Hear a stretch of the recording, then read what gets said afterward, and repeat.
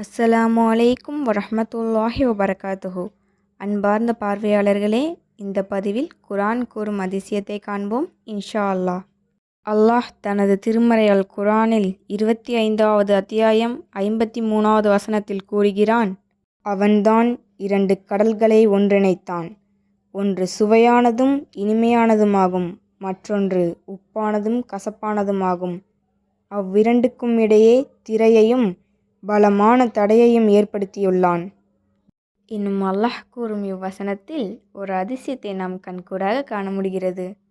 இந்த வசனத்தில் அல்லாஹ் என்ன சொல்கிறான்னா, 2 கடலும் சந்திக்கும், ஆனால் ஒன்று சேராது.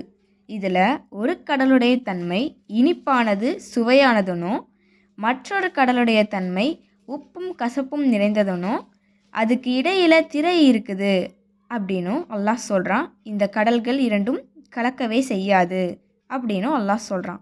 இதை சமீபத்தில் இன்றைய அறிவியல் விஞ்ஞானிகள் உண்மையென நிரூபித்திருக்கிறார்கள். இந்த அதிசயத்தை கல்ஃப் ஆஃப் அலாஸ்காவில் பார்க்க முடியுது. இந்த அதிசயத்தை 1400 வருடங்களுக்கு முன்பு அறிவியல் வளர்ச்சியற்ற காலகட்டத்தில் வாழ்ந்த ஒரு மனிதரால் எப்படி கூற முடிந்தது? இருப்பினும் அவர் கடலை பார்த்ததும் இல்லை, கடல் பயணம் மேற்கொண்டதும் இல்லை. இதில் அறிவுடையோருக்கு சான்றுகள் உள்ளது. அறிவுடையோர் சிந்திக்கட்டும் எந்த மார்க்கம் உண்மை என்று. இது போன்ற குர்ஆன் கூறும் அதிசயங்களை காண நமது சேனலை சப்ஸ்கிரைப் செய்து கொள்ளுங்கள். இன்ஷா அல்லாஹ், அல்லாஹ் நேர்வழி காட்டுவானாக.